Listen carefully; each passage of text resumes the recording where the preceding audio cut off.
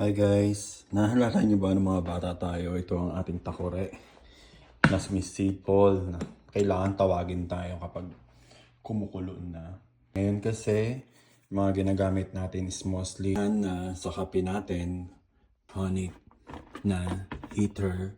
So, mga ganyan na yung electric heater na yung ginagamit natin at mga ganyan na. So, di ba? Nakakatawa na may ganito pa ngayon.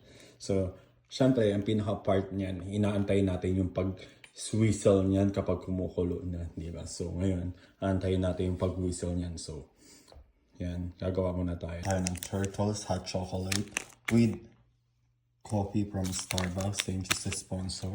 With coffee cream para medyo creamy ang ating kape. Kape mocha. Coffee mocha tayo. So, yan na yung takore.